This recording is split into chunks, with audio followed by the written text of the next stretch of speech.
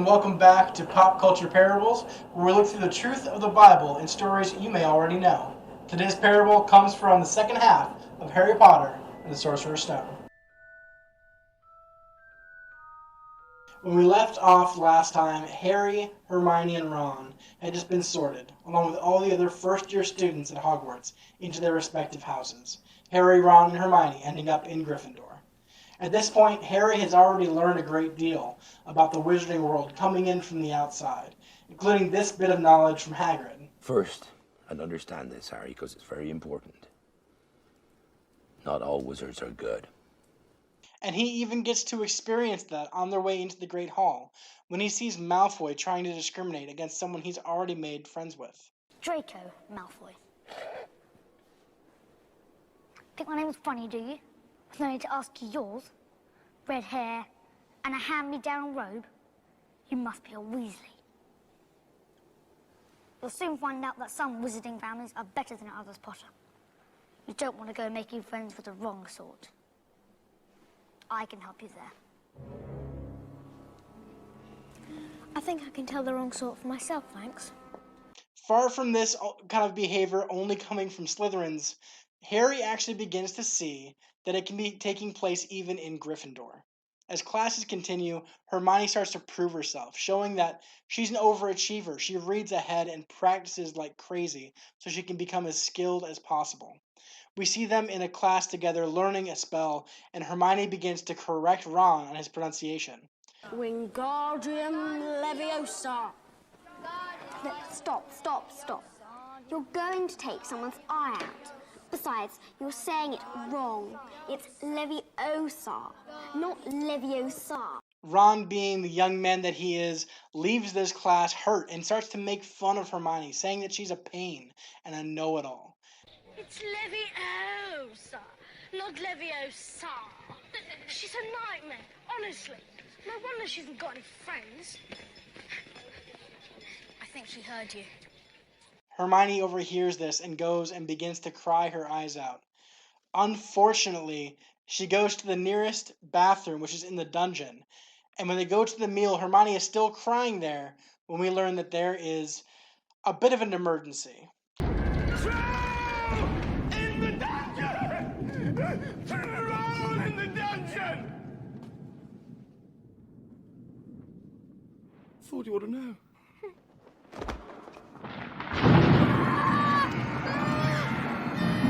Harry and Ron recognize that there is danger now for Hermione, that she's been put in harm's way because of something that Ron said.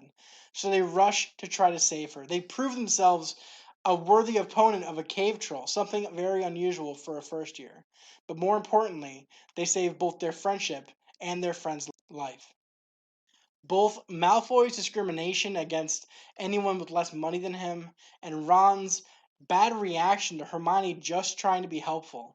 Both of these attitudes reflect a problem with understanding who a person really is. It's not the money they have, the outer appearance, or even how they present themselves when trying to offer help. What really matters is what's inside. In 1 Samuel chapter 16, verse 7, it says, "But the Lord said to Samuel, do not look on his outer appearance or on the height of his stature, because I have rejected him. For the Lord sees not as man sees. Man looks on the outward appearance, but the Lord looks on the heart." The school year continues, and as the holiday season approaches, many students, including Hermione, go home to be with family. Ron, Harry, and some teachers are left in Hogwarts now, and Harry gets to have a Christmas like he's never had before. He wakes up Christmas morning with Ron and finds that there are presents and friends waiting for him. Ron shows a sweater that Mrs. Weasley had knit for him with a big red R on the front. He assures Harry that he has one as well.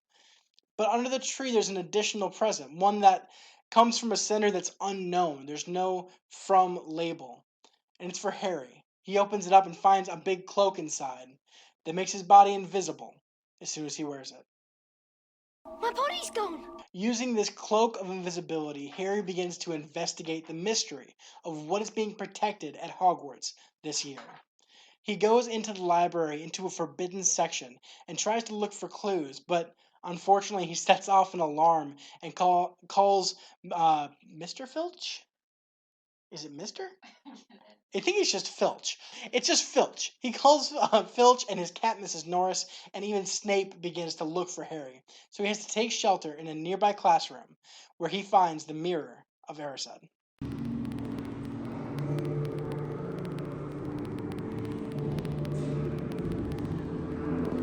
Harry walks up to this mirror and begins to look into it, not really knowing what to expect.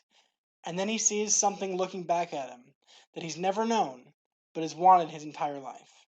He sees his mother and father standing beside him. He stares for a long time into this mirror, seeing what his heart desires. And eventually he goes and gets Ron and tells him that he needs to see this too. He wants to show Ron his parents. So he brings him to this room and he puts Ron in front of him and says, "Look, my parents are here." And Ron stands for a minute, says he can't see anything. And then suddenly he says, wait, I see me. I'm head boy of Gryffindor House. I'm captain of the Quidditch team. And I've just won the House Cup. Harry, do you think this shows the future? And Harry says, "No, how can it? My parents are already gone." Over the course of the holiday, Harry returns over and over and stares longer and longer into this mirror, just looking at the family that he never had. Until one day, he's met by someone else in that room, Albus Dumbledore, who has this to say. Having desires, wanting things, and aspiring to more aren't bad traits to have. They're not negative in and of themselves, but if we let them consume us, they can cause us to be discontented with the life we have right now. Dumbledore cautions that it's better to live than to dwell on dreams. And we know in Scripture it says that we can learn to be content in any circumstance, whether we have our wants and needs met or not. In Philippians 4, verses 11 through 13, it says, "I am not saying this because I'm in need, for I have learned to be content whatever the circumstances. I know what it is to be in need, and I know what it is to have plenty. I have learned the secret of being content in any and every situation, whether well fed or hungry, whether living in plenty or in want. I can do all this through him who gives me strength." After the mirror has been relocated, the year continues. Ron, Harry, and Hermione are still investigating, trying to figure out what it is that's being hidden at Hogwarts. Not only that, but Harry also has joined the Gryffindor Quidditch team. He's the Gryffindor Seeker, an important role on the Quidditch team. But on his first match, something strange happens. A few minutes after the pitch, his broom starts to behave erratically, shaking back and forth and trying to throw Harry to the ground.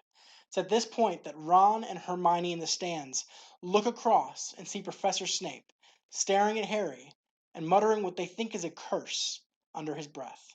Hermione makes her way over and lights Professor Snape's robe on fire by the hem, distracting him long enough to save Harry. It's from this point forward that Harry, Ron, and Hermione are convinced that Professor Snape is trying to steal the Sorcerer's Stone. After some investigation, Harry, Ron, and Hermione find out where this Sorcerer's Stone is being kept on Hogwarts grounds. It's in a corridor that's been off limits to students all year. They prepare their plan, they get their supplies, and are ready to go in the dead of night to confront Snape. However, someone is waiting for them as they try to leave the Gryffindor common room. It's their classmate, Neville. He's been the butt of jokes this year. He's lost his frog and not done particularly well in any of their classes. But strangely, he stands up to them, saying this. Oh, you shouldn't be here. Neither should you. You're sneaking out again, aren't you? Now, Neville, listen. We would... No! I won't let you. You'll get Gryffindor into trouble again. I'll fight you. After this encounter with Neville, Harry, Hermione, and Ron make their way to the Forbidden Corridor to try to have the final confrontation with Snape. They make their way through the different things in their path, the three-headed dog who blocks the trap door, through the devil's snare vines that try to catch them, through a room filled with thousands of keys, only one of which will unlock their door, and finally past a giant set of chess, where Ron has to sacrifice himself to let Harry continue. So it is into this final room that Harry walks alone. However, he doesn't see Snape waiting for him. Instead, he sees Professor Quirrell. You? No, it can't be. Snape, he was the... Yes. He does seem the type, doesn't he? Well, next to him, who would suspect? Poor, stuttering Professor Quirrell. Professor Quirrell is unassuming. He's met Harry a handful of times, but every time he's been a bit standoffish, but overall nice and kind and considerate. However, now we find out that that really wasn't the case. You might recognize Quirrell as the one who announced the cave troll was loose in the dungeons. Well, it turns out this was a diversion he'd used to try to break into this room once before. Not only that, but at the Quidditch match, when it looked like Snape was cursing Harry's broom, it was actually Quirrell, and Snape was saying a spell to try to help Harry. Professor Quirrell has been nothing but courteous to Harry all year to try to not draw attention to himself. But here we find out that it was all a ruse, a way to get past the defenses that had been erected around Harry and Hogwarts so that they could really do damage as a lackey of Lord Voldemort. At the same time, Neville, a friend of Harry, Ron, and Hermione, threatened to fight them to protect what he thought was right. This is one of the central themes of Harry Potter, that friendship means doing the right thing even when it's hard, and that enemies aren't always mean outright. This reflects something that we find in Scripture. Proverbs 27, verse 6. Faithful are the words of a friend, profuse are the kisses of an enemy. The two main themes of this second half of Harry Potter and the Sorcerer's Stone have been about how we treat ourselves and how we treat others. I'm reminded of the words Dumbledore shared with Harry. Men have spent their entire lives looking in this mirror, and men have even gotten mad. Looking into desire and things that we want but can't have, or desire and don't need, can drive us to lengths that would surprise anyone. My encouragement to you is to be like Paul. Look for contentment in all situations through him who strengthens us. And if you're surrounded by people and you're not sure who's really on your side, who is a true friend, well, look around for those who are willing to give you pushback on what is right, who are seeking your best good, and are willing to fight to make sure that you understand what is right for you to do. Friends want what are best for you. People that are fleeting may just make you feel good. That is it for the second half of Harry Potter and the Sorcerer's Stone here at Pop Culture Parables. What do you think? Did we cover this section well, or do you think there's a lot more to explore here in the second half of Harry Potter? Leave your comments down below. Tell us what you think. And if you have any others that we missed, if you have any parables to pull from here, we'd love to hear them. Also, any suggestions to the future? We're doing all the Harry Potter movies and we have a few other ideas. We want to cover anything that you suggest. Please remember to like, comment, and subscribe. I hope that you've been blessed through this lesson and that you were a blessing because of it. You are loved.